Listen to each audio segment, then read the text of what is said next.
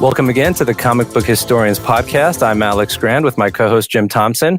Today we have a special guest, the wizard of the comic arts, Frank Thorne, who joins us today for an interview on his past and current works with a career that spans from the late 1940s, utilizing and expanding on inspirations like Alex Raymond, Hal Foster, and Neil O'Keefe, a late 1940s graduate of the Art Career School in Manhattan with an explosion of fan activity in the 70s and 80s with his comic work centered around strong, beautiful female characters like Red Sonja. Frank Thorne, thanks for joining us today. Good to be on. So, Frank, I always like to start with early background, where you were born and when you started paying attention to comics. Now, in your case, I know you were born in 1930, so you were around as long as comics had been around in terms of comic books. Can you talk a little bit about where you were born, your parents, when you started to become interested in art, that kind of thing? Well, I was born in Rahway, New Jersey, of course, in 1930. Early in the development of comic books, I had a small collection, recalled mostly the Atom and assorted characters, superhero characters, which never truly interested me that much. But then Sheena, Queen of the Jungle was the one that really caught my eye. JoJo comics, and that was a turning point in a small boy's life. That connected somehow with discovering my father's collection of pornography, linked the two, and I suppose that was the moment that the epiphany that caused my interest and my development of sexy women. That didn't come to fruition until I had graduated from the Art Career School, which was a nut and bolts commercial art school atop the Flatiron Building in Lower Manhattan on 23rd Street and 5th. Now, was that right? Did you go straight there from high school, or how did that work? I had a dual career early on. I was a musician. My lovely wife is a wonderful musician. She spent her life. She's a Juilliard person, and she played the trombone then, and I played the trumpet in a band camp. That's where we met, and so she continued on the music, and I had to make the decision to go on with my trumpet playing or go to art school. And my art teacher came to the house and said, "This boy has got to go to art school." And of course, that was very decisive. And I landed in the Art Career School with a couple of scholarships. And one of them was I paid half tuition by being the janitor cleaning up the art school after everything closed. That went on for 2 years. How old were you when you started art school? Well, let's see, I graduated high school at age 16, and then had been dabbling in doing some comic book work. I did. That was the romance books at Standard? Yes, that was, I did a couple of pulp magazine illustrations, which linked me to it, but it was juvenilia. It doesn't count.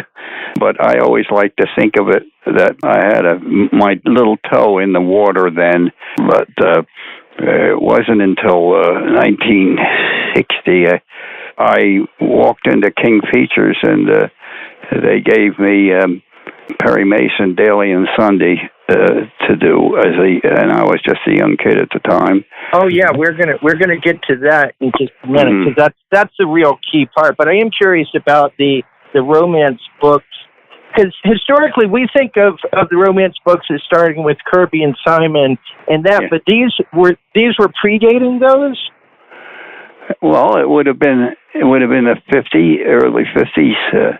Okay, so I don't know. I was never a big fan of Kirby or Ditko or any of those. I was a follower of Raymond and Foster and so forth.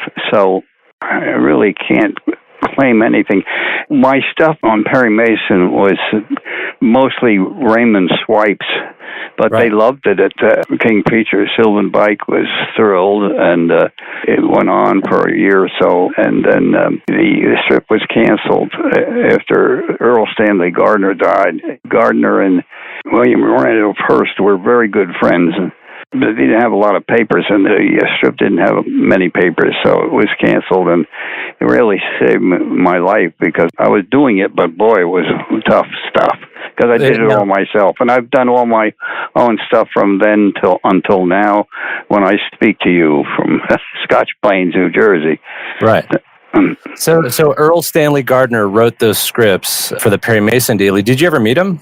No, I don't think Earl Stanley Gardner wrote any of it. It was written by a lady at Little Brown, I think they owned it. I see. And I would actually take the work there, and it would go from there to King Features. And what was her name? I'm sorry, what was her name?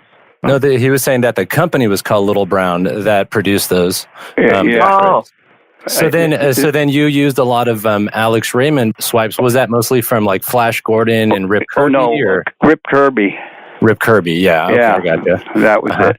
Waterworld of Mongo was my favorite of Raymond's stuff. That was glorious, and he was influenced by Matt Clark at that time, and he was just a young guy and a prodigy if there ever was one. Right. Yeah. That was there's a lot of Aquaman precursors in that storyline, I think. So then you did the Guy Bennett Doctor soap opera strip from 57 to 63. Tell us about that. I was on it for 7 years. We had been raising children. We had 5 children, and we have 11 grandchildren and 6 or 7 great-grandchildren.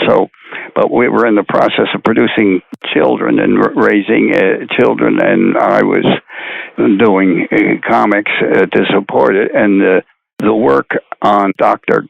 Guy Bennett was LaFave Syndicate was the distributor, famous for Napoleon, and Cliff McBride, another prodigy. It was interesting working with LaFave, but in that process, in that span of a few years, I moved from Raymond to photographs to freehand drawing, and by the time the 60s arrived, I was drawing everything freehand without any scrap. Oh, nice. And so I couldn't use photographs anymore because it held me back. So these styles began to evolve in the appearance of Mighty Samson. And the man with the X-ray eyes earlier was a sign of something that was happening. And I was coming into my own in that point. And, of course, I was doing illustrations for the New Jersey Bell Telephone, which is now Verizon. A wonderful big illustration included in your monthly bill. And I did a lot of them. They were top dollar in New Jersey here. They were $800 a pop, which was a lot of money in those days. And, I have a Bennett question for you, which is that you were doing both the dailies and the Sunday color comic. Right. Did you approach the drawings the same way, knowing they were black and white versus the ones that were in color? Was it the same method for both of those, or did it vary? Was it different? In those days, this is pre-digital age, and you selected by number the colors that you'd like, and I did all the Sunday pages for Dr. Guy Bennett using that technique and hoping that, they would come close enough to match it. Often they didn't, but with the comics in those days, you were, as Joe Kubert once said, you were lucky if they printed it right side up. But so later on, Joe and I became good friends, and I certainly miss him and his family. So I'm in the 60s with, developing style and ready for, and I was at that time, I moved to D.C. and did a lot of work for D.C. And that's I have a lot of questions about those, but let's stay for a minute more on the, I want to cover your early Dell years in the 1950s. like sort of after Perry Mason, but before he moved on to the Doctor strip. You did a lot of adaptations of things like Moby Dick and 20,000 Leagues Under the Sea. That was early on. Do you have a date for those? I can't remember when that would be. Well, we have those in the early 1950s. Yeah. In the early 50s, right after you would have finished Perry Mason. And those were, a lot of that, you were doing Alex Raymond stuff then because you were doing Flash Gordon and Jungle Jim comics as well, right? Yeah, still in the area of juvenilia. I still worship he was an early hero. And so was Neil O'Keefe, 20,000 Leagues Under the Sea. I was struck with O'Keefe's style. Right. But which I left behind, but I don't think there's a remnant of any of it left when you get to Moonshine McJuggs or Red Sonja. The Dell period was still kind of in the swipe file period before you kind of spread the wings. Then. But there was intimations. Howard Leroy Davis did a book, Battling Beauties, of mine, and he published one of the dailies from Dr. Guy Bennett, and there's a woman in there that I drew women, but he selected one, and looking back on it now, you could tell, people say, wow, that's a good-looking woman, and of course I sat up straight and said, yeah, okay, and I can remember going Marbles when Sonya struck really big, and after the second issue, he said, "You've got a talent for drawing women. You should keep drawing women," which I have been doing since then. And now, in 1963, you won the National Cartoonist Society Award in the comic book division. Do you remember what book or what work that was for? That was the Ink Pot Award. It was not deserved. It was just general comic book work with my DC. I think you have to be a member of the Cartoon Society to get any awards. The Ink Pot, everybody gets that if they go to I think this actually predates the Ink. Because we have two dates, which is interesting, and maybe you can shed light on it. You have 1963. It says National Cartoonist Society. Then it says 1978, an Ink Pot Award in San Diego. Those were two different awards, right? Yes. So, what was the earlier one for? Would that have been awarded in Houston? So, do you think that was probably just for general comic book work? General, I would say. Okay. So not for any one particular run. No, just general, yeah. Okay, I gotcha. And so then you were doing adaptations in the early 60s, like Twilight Zone, a good run on Mighty Samson for Gold Key. So tell us a little bit about those jobs. The Gold Key passage was with Matt Murphy, I believe, was the editor. Lovely man.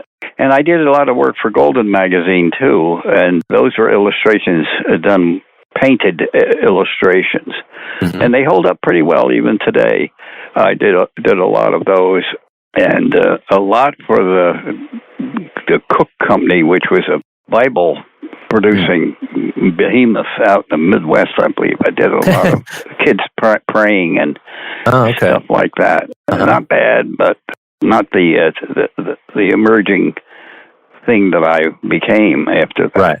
So were those just illustrations for text, or were those actually in comics form? They were in a comic booklet form. It was the size of a comic book, but it was all in a religious theme.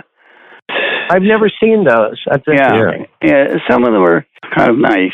You'd have to be a church congregant of some church to get if they subscribe to it. Right. But that was the heyday of religion that has passed, sadly, and a lot of that is gone. Now, was it different working when it was Dell versus when it was Gold Key, or was it all the same because it was just Western Publishing anyway? Well, it was all Western. It seldom met, but occasionally be in the same office with some of the great, Fujitani and some of the really good guys, and Dell, and then Gold Key was the same. and gradually immersing myself. But, I had one foot there and then the other foot in the New Jersey illustration scene with the stuff for New Jersey Bell, Dash Verizon. I did a lot of the magazine work. I did portraits and the big illustrations. It was a robust paycheck, and that saved us. We were a growing family. With the house had to be expanded to make room, but now our house is a perfect size for just two, and we can't believe that we raised all the kids in this house. That's now great. We fit perfectly. Jim, go ahead and ask him about DC and all that. Yeah, so let's go to DC now. And is your first work there Tomahawk? I had done any number of Twilight Zones and Boris Karloff Presents, and then came Korak. So you moved to DC and you're doing the Korak strip. Mm-hmm.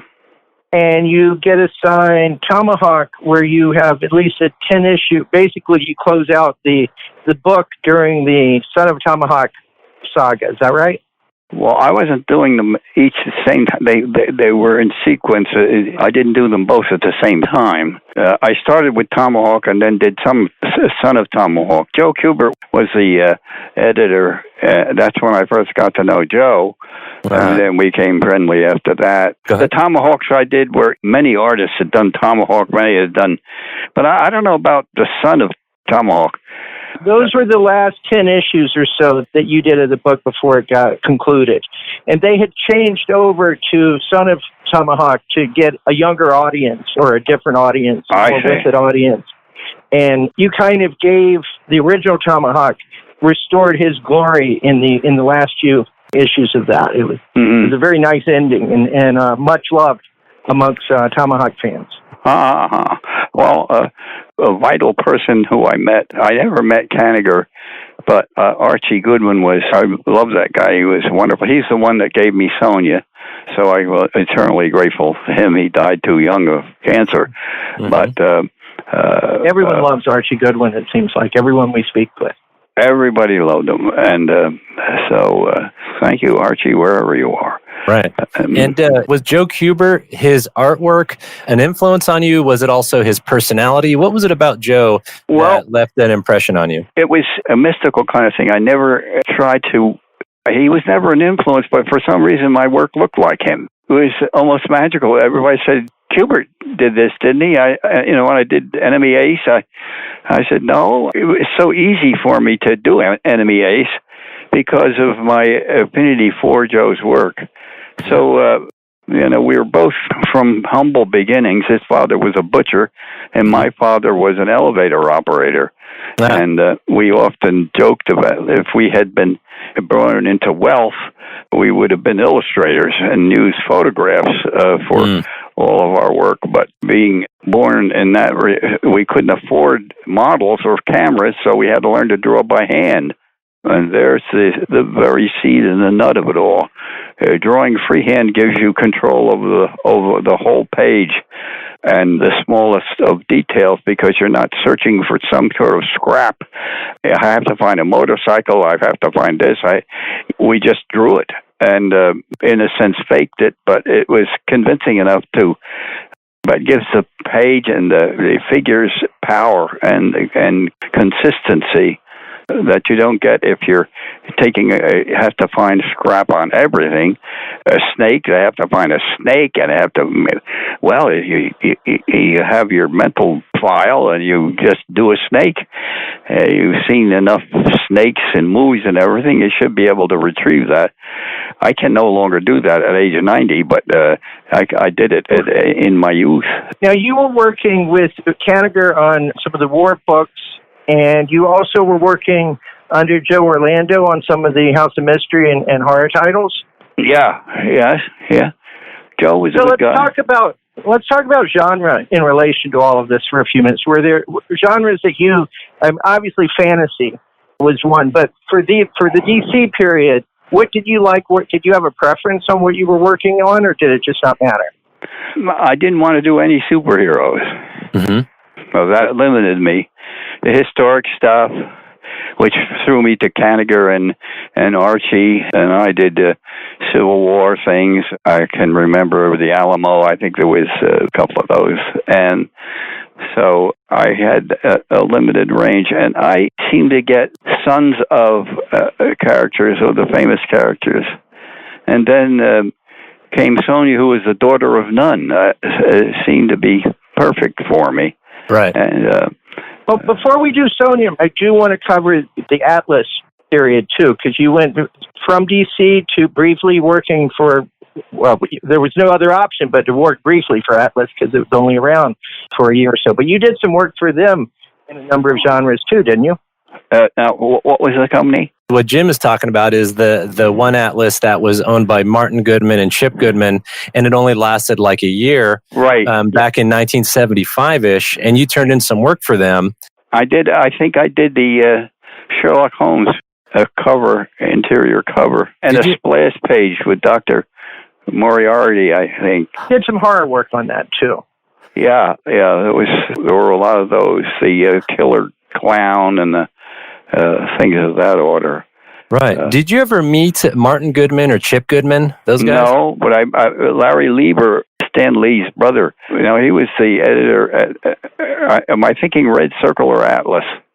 I think Atlas. Red Circle was Charlton, I think. Yeah, Red Circle was a part of Archie, and then Larry Lieber was the editor for Atlas. Yeah, how were your interactions with Larry Lieber at that time? I enjoyed Larry Lieber very much. He drew. His brother couldn't draw, but Larry drew quite well, and also wrote quite well. And nobody ever hears of Stan Lee's brother, and but neither of them had any hair. That was the thing. Stan would prance around with a toupee, which you'd see him one week and he's snatch bald, and the next thing you see, he's got a big head of hair, and whoops, something's going on here. Well, maybe that's what distinguished the two, was the toupee. In 1975, this was shortly around or after the Larry Lieber period, you worked on Marvel Feature 2 in 1975. That was your first Red Sonja comic book. And you were saying earlier that Archie Goodwin hooked you up with that job? Yes. It was not Roy Thomas. Mm-hmm. Roy Thomas considered me, and he was very clear with it, a third-rate artist. It turned out that it was Archie that picked me, not Roy. Okay. Roy is responsible for Conan, and Red Sonja, actually, the whole thing is his. I got along with Roy fine. It was all right. After the poor guy, knowing what he originally thought about me when they came out with these big artists edition books, Dynamite and Hermes Press, I think it was mostly Dynamite. Poor Roy had to write these long essays about and break down my pages that I did for Red Sonja, and it was kind of a payback in a way. I'm saying, well, Roy, here is this third-rate artist, and you're stuck with writing all this crap about me. Yeah. No, you're great. Yeah.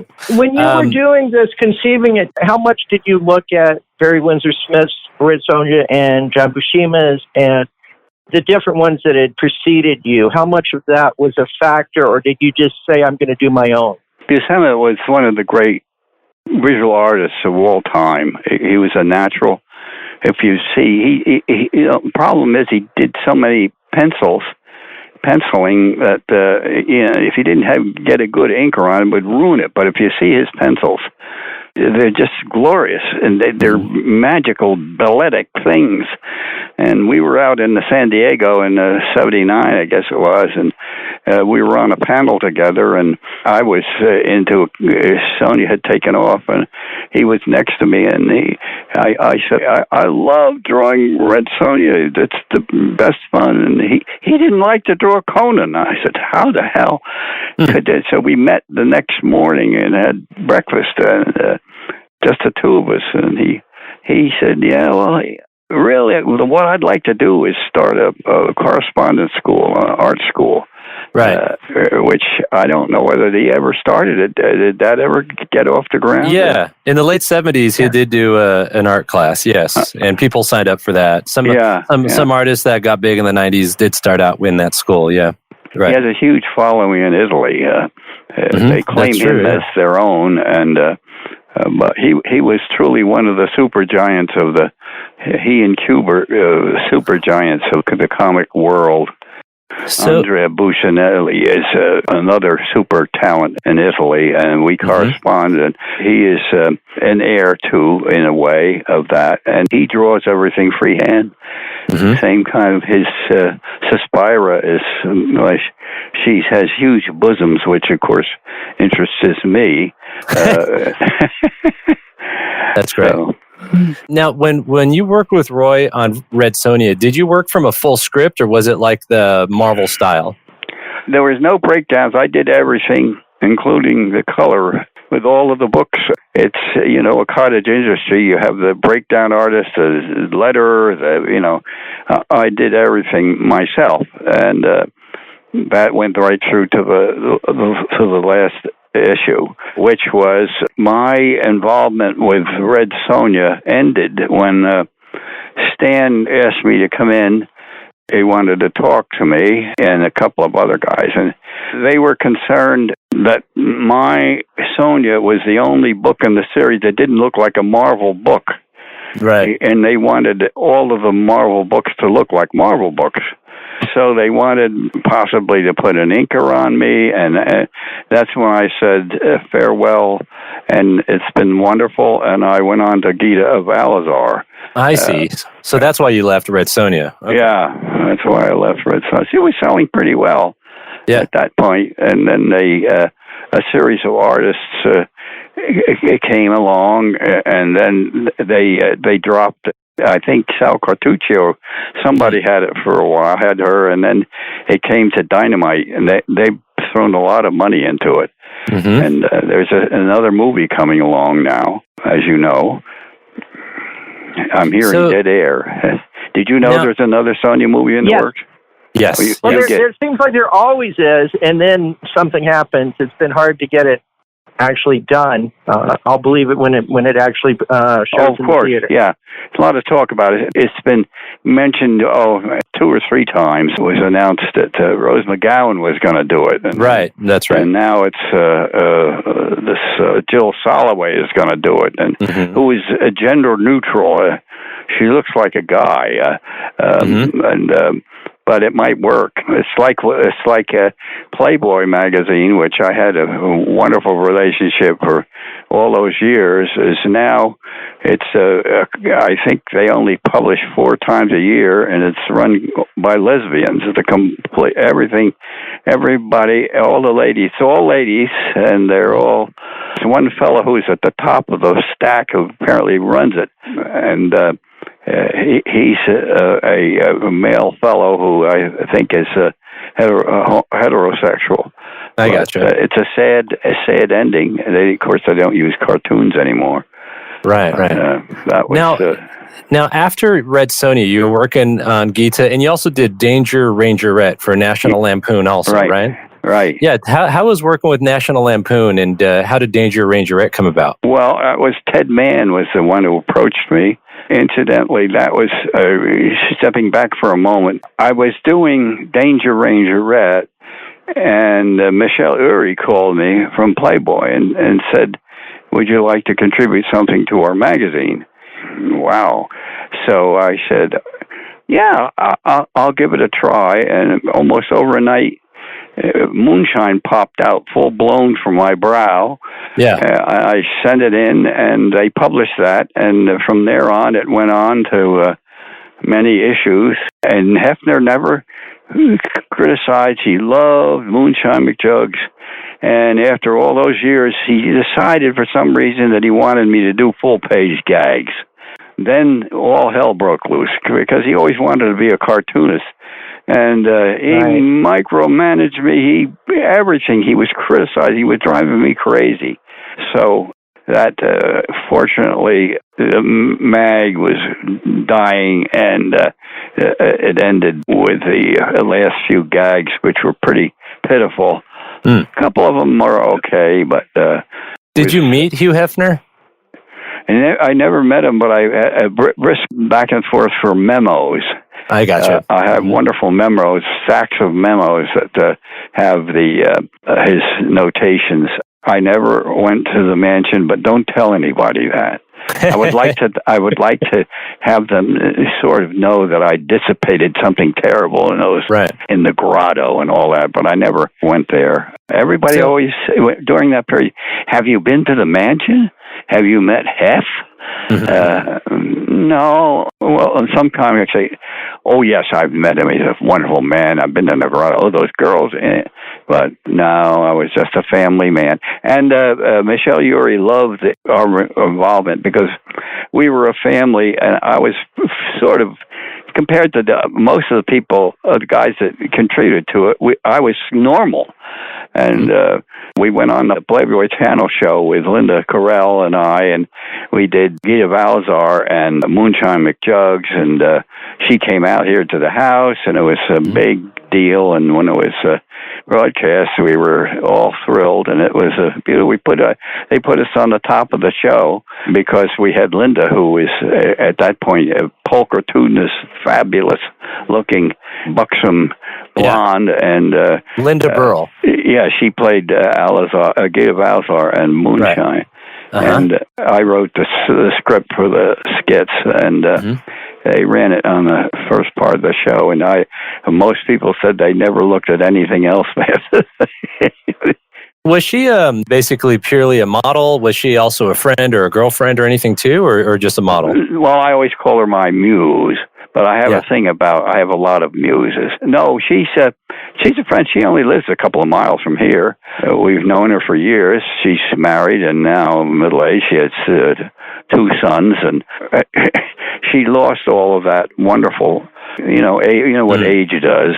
Well, we hear from Angelique Trouvière, who is one of the Sonya models. We hear from her quite often. And Wendy Pini, we've reconnected after, she's now retired, and we've reconnected after a fashion.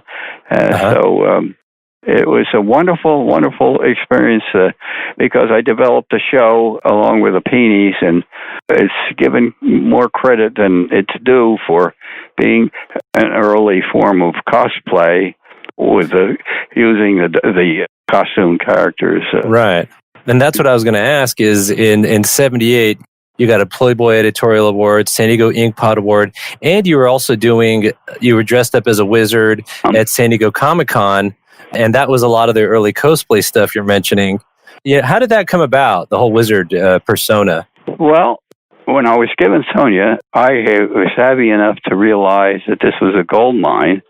And I had the idea that I would project myself into it, which I did into the Sonya things and more so into Ghita Valzar. So I had the wizard suit sewn by a church lady who sewed the stars and moons on it while she was in Bible class. And that suit, which I wore many, many times in the shows, I had a one-man show at the Illustration House Gallery 4 years ago. It sold for $40,000. So the tale of the wizard suit ends with a magnificent sum of $40,000 into the. Oh wow! Yeah. Wow, that's pretty cool. Yeah. So and then it turned out that we did the show several times, and Wendy Pini was so outstanding as Red Sonja that it dwindled down to just Wendy and myself. And of course, the mystic's mainspring behind it all was her husband. They were fans, and they had plans to develop ElfQuest, I think, all along. But between Wendy and I and Richard, we came to a culmination in San Diego when he did this really elaborate show, which would have projected animations. YouTube has one of those. It has to give you some idea of what that looked like. It goes on for quite a while. And then at the end of that San Diego show, the Pinis and the Thornes, and we decided we were each going to go a different way because they had Elfcross on their mind, and I had Ghita Valzard on my mind. I had Linda Burley Carell on my mind. I knew she was going to be my Ghita Valzard. That was the culmination of that wonderful experience. Fun was being had by all. Can't explain it. It's great. Yeah, mystical almost. Yeah. Well, Stan Lee wrote a piece about me in Superhero Women saying that Sonya and I met in some ancient time because of the way I had drawn her and the power of that character infused into her. It had to be something mystical. So would you say that you were able to take Red Sonja beyond where Marvel would really allow it with Ghita, and then combine the comic and the almost pornographic love of the female body and combine it all into Ghita? Is that what kind of evolved there? Of course. Getting back to, one of the seminal moments is when I discovered my father's photograph collection, and he had also films. That came handy and later in life because I went on to Iron Devil and some of I say with all lack of humility, some of the best porno drawings done in recent memory. And they, by the way, in the one-man show that I had at the Illustration House Gallery, they went for huge amounts of money. We pulled in about $500,000 worth of change on a lot of it, and so much of it was Ghita Valzar and the porno stuff. Very collectible, by a small audience that won't admit that they're collecting it. Secret joys. I wanted to go back to Playboy just for a minute to ask you about, I never seen any notes from Hefner to your stuff, but I have seen ones to Harvey Kurtzman and I think maybe Wally Wood. Did you ever talk to Kurtzman or Elder or anybody that was doing other comic stuff in relation to Playboy? Well, I never met Will Elder, but I always felt sorry for Will Elder and little Annie Fanny because Hefner killed it. I mean, he micromanaged that thing so it was so difficult to read. He added all these things in it and insist that Elder Kurtzman would do it, but he never took any credit for it. And it was running at the same time with Moonshine McJuggs, which was a sweet read, fast and funny. And little Annie Fan, I don't know if you remember, it's beautifully rendered and all that, but it was loaded. Beautiful looking, yeah. But it would drag on, I mean, you were never bored with Moonshine because it went straight pipe down, funny, and that was it. Barf McBuns never got a chance to get into Moonshine's panties, and everybody in the the McBuns and McJuggs clan got into her panties, but Barf never did, and that was the running gag, and even to the last day. Last time it was published, poor Barf never made it, and he was one of the great characters in fiction, unrequited because of his size. And I had a little character called Sister Whammy, who was absolutely flawless in her predictions.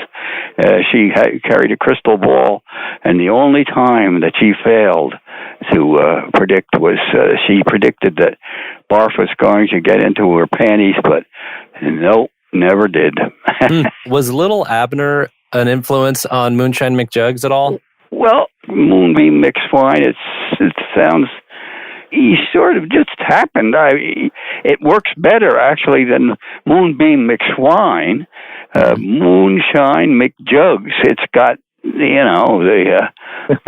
it's got a more of a cachet to it. It does, yeah. It goes for the jugular, in a sense. Yeah. I understand that you're primarily associated with, in terms of the alternate comics, with the pennies, but you actually did the only cover for Cerebus, Dave Sim's Cerebus, that was not done by him, and that was not Dave Sim. That was done by someone other than Sim and or Gerhardt. Do you remember that?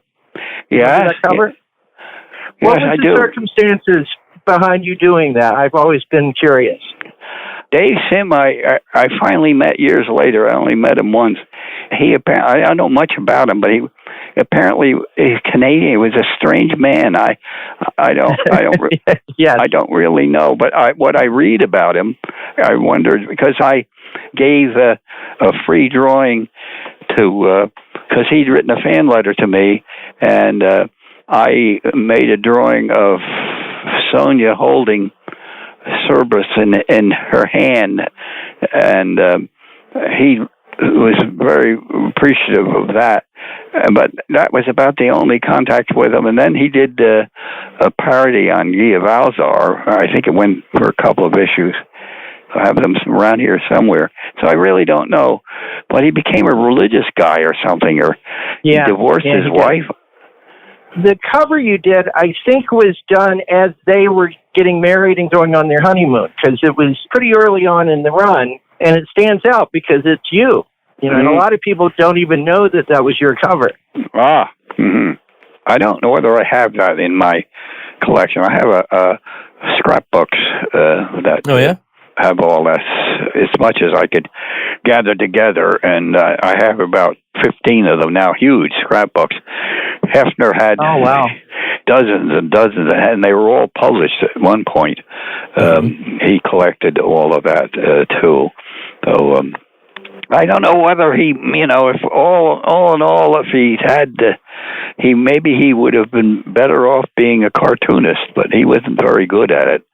Hy Eisman was in, who draws Popeye. He's a friend of mine, an old buddy. We went to art school together, and they had a reunion of the Camp magazine when they were in the service together. They both worked on the magazine, and they had a 50th reunion, and Hefner came and recognized Hy and came up to him, and he said, "Hi, I'm glad you made it in comics." I said, "I wasn't that good. I didn't make it, but I make a lot more money than you do." Did you ever meet Jim Warren? Oh, yes. Yes, I did. We're both exactly the same age. We both played the trumpet at that time. We both did gigs in the area. We got along very well. He was very friendly. Sometimes a lot of people didn't like him, but I enjoyed his presence, and he was very enthusiastic about serializing the Ghita Valzar in the magazine. Oh, okay. And that, of course, thrilled me. And he said it may bring some negative reviews because of the content. I said, great. I said, Wheezy was working there, and Bill DeVay. I said, have them fake some really devastating reviews saying what a piece of crap it was and how horribly explicit it was. But they didn't have to write it because they came in anyway, which made it even better. Fueled and then Tutane picked it up, and we got distribution of Ghita Valzar, and ultimately in about 5 or 6 languages. Oh, cool. Iron Devil has got a same number of, she's been in a lot of those too. One just came in Portuguese, and Hermes is reprinting all that stuff, Ribit and the lesser known creations of mine. How did you come to Warren at that time, after you left Marvel? Did anybody reach out to you, or did you go to them, and who was your editor? At that time, I was represented by Al Zuckerman at the Writer's House, and he thought Ghita Valzar had a great potential, and I think he's still around. Writer's House is still around, and anyway, at that point, we were having nice parties there, Christmas parties, and that was the time then Playboy called, Michelle called and asked me if I could contribute something to the magazine, as I mentioned before. So I told Al about it, and he wanted 15% of my Playboy. I said, well, but she called me. It wasn't you. And so we parted ways at that point. And I, on my own, approached Jim Warren with Ghita Valzar, So that's the story of that. Oh, interesting. Oh, and you were riding high off of Red Sonja. I mean, people loved that work, so that was, I'm sure, and that was a perfect book, it seems like, for Warren at the time, too. Yeah, it was a youthful energy, which I no longer have. I amazed looking back at the torrent of work that was pouring out of me. And now I have difficulty. I'm on a cane, and I have difficulty getting up the stairs without falling over. Oh my gosh!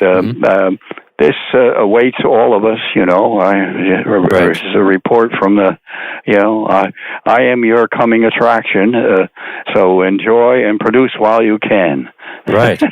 And you sound pretty good for a 90-year-old. Yeah, you sound you sound very virile and strong. So I was going to ask Alex about heavy metal too. Yeah, go for it. Yeah, that was the next thing. Go for it. Yep. Heavy metal. Yes, that was Lann. Yeah, you were right. Tell us about that character and what you were doing there. Well, that was another thing. She called me and asked me if I would contribute something to the magazine. Which seems like an incredible. You had to have Playboy call, and then heavy metal call, ask you to do something for the.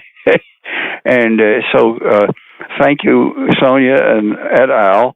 And so I ended up creating Lann. It was recently, Hermes did the beautiful reprint of it, and I never liked it from the beginning, but it seemed to work when I saw it in black and white. It seemed to have a solidity that I didn't like when I originally did it. And time enough has passed, and it puts it into perspective. So she is one of my lesser creations, but I'm still proud of her.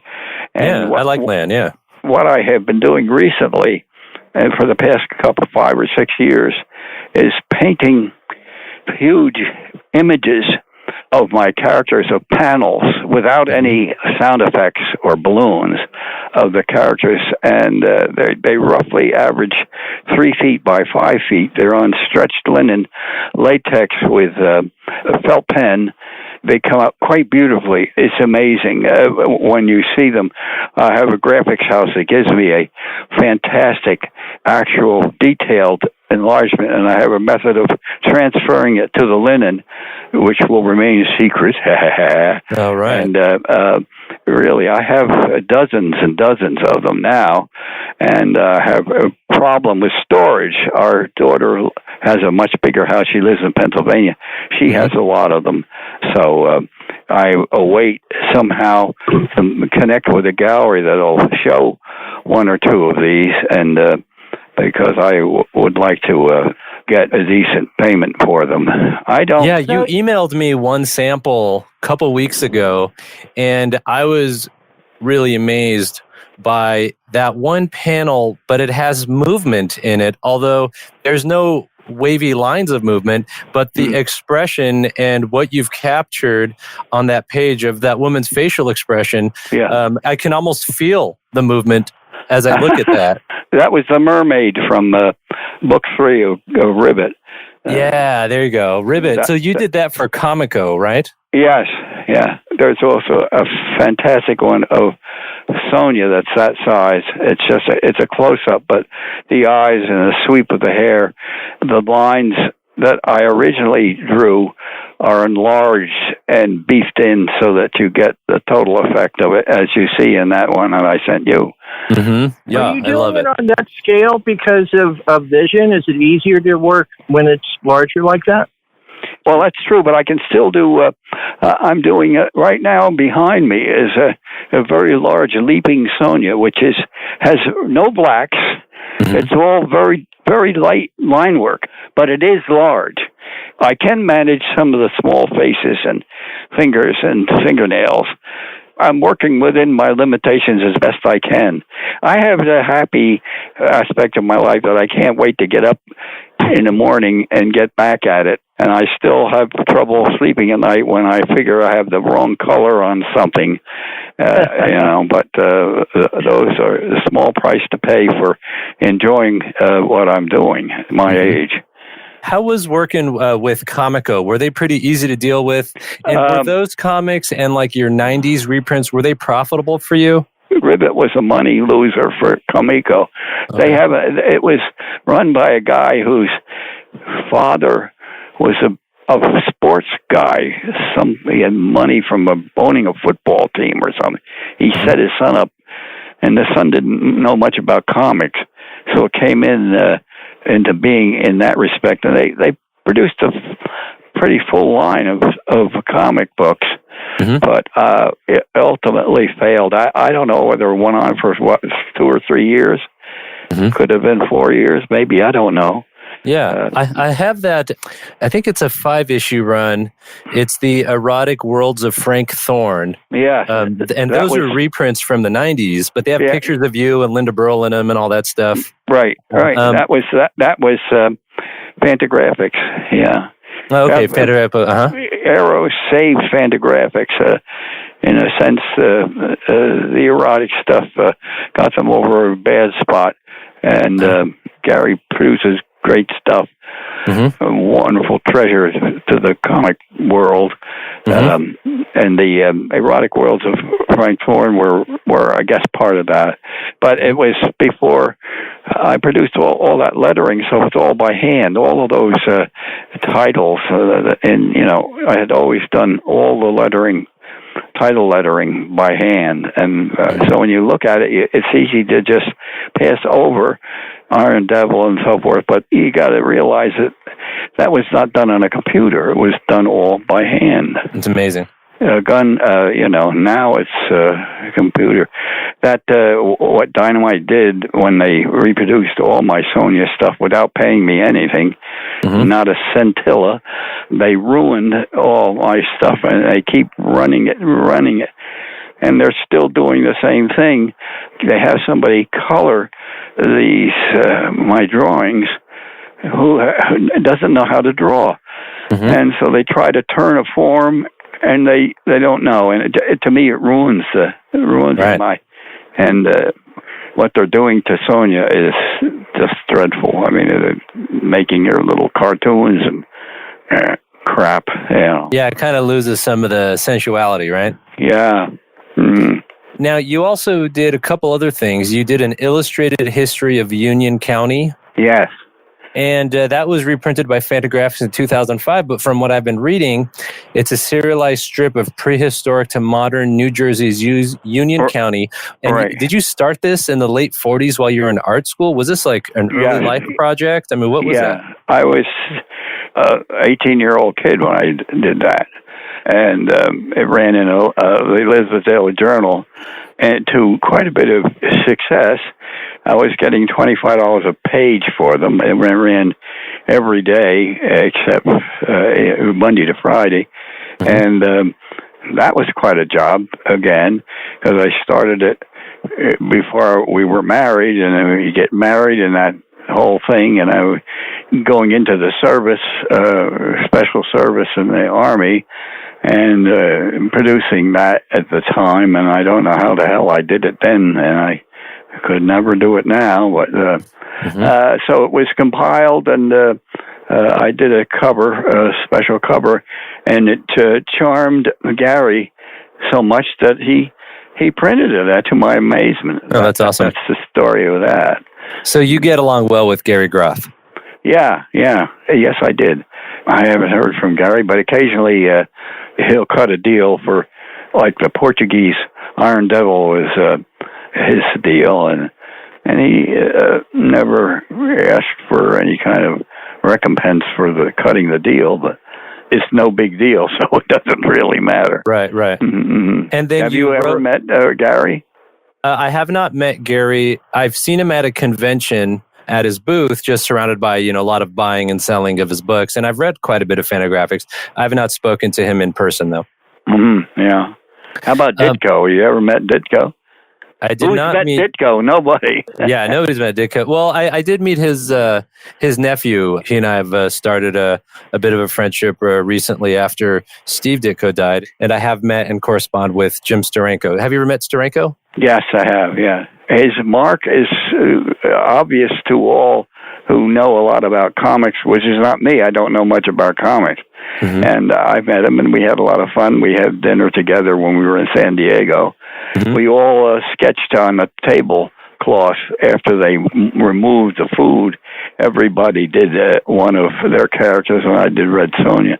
Oh, and cool. I don't know who got that tablecloth, but whoever it did has got something that's worth quite a bit of money now. So a couple other questions, two more pretty much. You wrote and illustrated The Crystal Ballroom in 2003. Tell us about that. Well, The Crystal Ballroom came out, perhaps my greatest written work is something called the Barrington Hall Sketchbook, mm-hmm. which was self-published. And I sent it. It had all my drawings of my youth, but it's the perfect voice of a 12-year-old kid. Is so spot on. The voice remains to the very end. And Gary saw it, and he said, boy, this deserves a wider audience. So that birthed The Crystal Ballroom. And unfortunately, the voice is not as clear in The Crystal Ballroom as it is. And there was another one, I can't remember, but if you were to get a copy of the Barrington Hall Sketchbook, which actually that book deserves to be printed in bound form, but I don't know whether that's possible at this point in my life, but that's one thing that should be out there. And I would add, one of my early heroes was Harry Devlin. Had you heard of Harry Devlin? Have you heard of Harry Devlin, Jim? No, I haven't. Yeah, he was a cartoonist for Collier's and Saturday Evening Post. Yeah. Saturday Evening Post, I gotcha. Magazine illustrator guy, okay. And I worshipped his drawings, and through connection, I got the chance to go to his studio, which was in nearby in Mountainside, which is a couple of miles from here.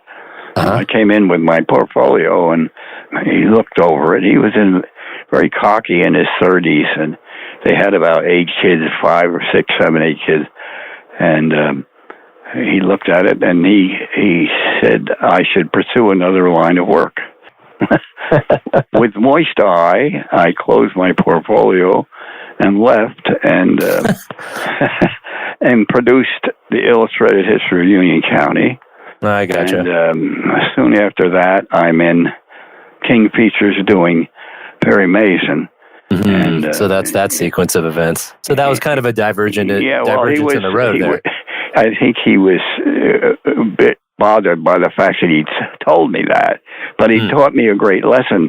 And the greatest lesson I ever learned was that never discourage young talent, because you just never know what's going to come on. So then to make amends, he invited us to come to dinner with Noel Sickles and Milton Caniff. Wow. Oh, wow. And that was a grand affair. And, of course, I'd been corresponding with Toth. And when Toth heard that I had actually talked to Sickles, because Toth had called Sickles, and Sickles hung up on him because he thought he was a nutcase. Huh. And he wanted me to intercede to get somehow a response from Sickles. And I felt maybe I shouldn't get involved in this. And Toth, he was offended by that. And I didn't hear, he sent these wonderful postcards with all this writing on it. Toth owned the 60s. He was fantastic, but a strange man. Did you keep those postcards? I have a few, yes. I wish I had kept more of them. I gave them to a lot of people because they're worth a lot of money. That's a subject that's come up before in our podcast, people who have those Toth postcards and correspondence. Yeah, I have a couple of those. He attacked me viciously for my photographic work. And but then he would flip, and it wasn't so bad. And then when I got in when Al Zuckerman took me on at Writer's House, it was offense to him. He said, "What about me?" Mm-hmm. He said, "Action heroes or whatever it is, hooray for heroism or something." And I said, "Alex, I'm Al.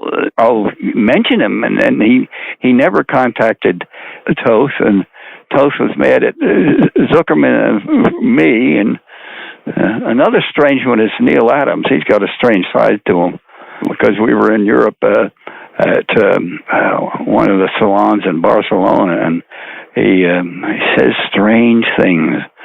What a talent he is, but he's a strange fella. What kind of strange things would he say? For instance, we were at the salon, and I was at a table next to his, and I had about 5 people in front of me signing. I was signing books and making sketches. He was next to me, and he had about 30 people in line to get his signature. And his wife, Marilyn, who's the same name as my wife, she was sitting next to him, and a little Barcelonian young man, about 15 or 16, came up and backed and cupped her. And, he was furious. He threw a sketch pad at him, and he got up and stormed off with Marilyn. And, of course, the line moved to me, and I spent the next hour signing books. Yeah, you were the one left signing stuff after that. And then Noel Sickles, how was he to have dinner with? I found him very genial, a very nice guy. He and Harry were very close. Harry's oldest son was named for him, and his early work was unparalleled. Sickles stuff, oh boy, was he ever good. Mm-hmm. And he was there with Milton Caniff, like you guys were all hanging out together at that dinner? Yeah, as I say, I always felt that it was a kind of a payment for what he had said to me. Mm-hmm. Right. He to knew dissuade that you from it. Said that to me. How was it with seeing Caniff and Sickles? Could you get a sense of their relationship at all, or the contrast in their personalities? Oh, they were interacted very well. It was a wonderful gathering, memorable in every respect, which drove Toth up the wall. He couldn't be there, and Sickles thought he was a nutcase, and Toth thought Sickles was a genius, and it was an obeisance that he offered, but it was rejected. Mm-hmm. Now, Toth, did you guys ever have a falling out, or did you pretty much have smooth sailing in your relationship? I never met him at San Diego. He had constantly a crowd because he was the minimalist genius of the 60s. Right. And he had huge fan following. His artwork got huge. To buy a piece, it would cost a lot of money. I got a chance to see him. I never broke through because I didn't want to interrupt those fans that were surrounded him. So I only saw him from afar, but communicated over the years. Interesting. Did you have any interaction with Stanley besides that one write-up in Women's Book? I saw Stan occasionally. My visits to Marvel offices were very few because I mailed everything in. So I think I spotted him a couple of times, and then came the aforementioned meeting when they decided they were going to put an inker on me and make Sonya look like the rest of the line. He was there for that meeting? Yeah, Stan was there. Yeah, he was there. I liked him, and everybody seemed to like him. But he took credit, sort of. He didn't draw any of that stuff. It was Ditko and that actually created the Spider-Man. I mean, in that sense, he's getting credit now. And toward the end of his life, Stan Lee, the damage was already done. He'd taken credit for those things when he really shouldn't have gotten full credit. He should have credited the real creators. Right. That's interesting. And that's cool to hear what your view is on that. Because a lot of people sometimes don't want to talk about that, but it's cool to hear what you have to say about that. Yeah.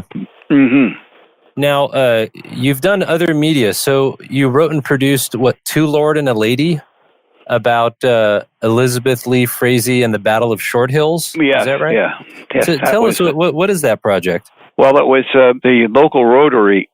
There was a historic house in a neighborhood that was built in the 40s. It still stands today, but it was in a bad case of disrepair. It had become a zoo and so forth.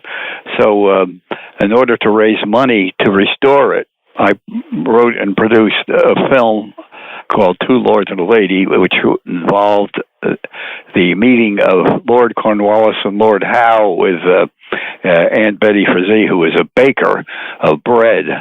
And it was quite elaborate, and we had a lot of help from WBGH in Boston, allowed us to use a lot of their footage, because I pushed the deal saying, this isn't only for just to raise the money, because I usually charge $20 a second for any footage that they use.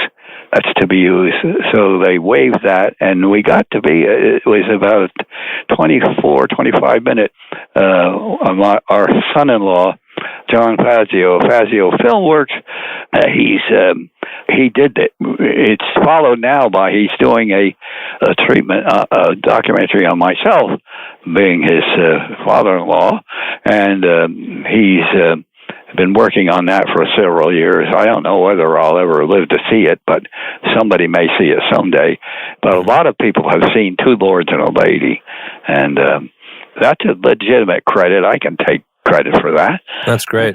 And it's cool to see that. It's good for people to see that you've gone beyond into other media, that you have many talents. Mm-hmm. In one interview, and this is kind of a wrap-up question in a way, is on one interview, you've made it pretty clear that superheroes is not a preferred art genre for you. Right. But you did say in an interview one time that you liked the movie Superman 2 in 1980. Is there a particular reason why you liked that movie and Christopher Reeve's performance? What's your take on that? Well, I was cool to it, but all of them, I preferred the second one, because Reeve was so perfect as Superman. Mm-hmm. But no sexy ladies in it. It's I'll pass on that. What's happening today is you get wonderful actors like Mark Ruffalo and playing in these Transformer movies or Iron Man or something. Mm-hmm. Mm-hmm. What the hell are they doing? And most of the time, their stuntmen are doing whatever they do. Right. So but I guess they get a good paycheck, and the independents are still producing wonderful movies. You just got to know where to find them. Mm-hmm. And I guess final question is, you said this, I think, in the early 2000s, that despite the rise of digital access, that comic books will always be around. Do you still feel that way? Yeah, I think so, in some form.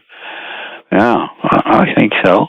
Kingfishers, High Eisman does Popeye, and they keep it going because it maybe only has 2 papers, because somebody may want to make a movie out of it. Right. So it's worth them to pay High a good salary to write it, but to keep it out there. Same with Mandrake the Magician. Mm-hmm. And the Phantom. I think Phantom was a movie. But they keep them. So in a way, they're the birthplace. You just don't know what's going to be developed in the future that might need content like that. Right. It's the birthplace of ideas, and in a way, comics act as a storyboard for future other media. Okay. Yeah. Well, Frank, this has been a really fun interview for us. We really appreciate your time. It has been fun.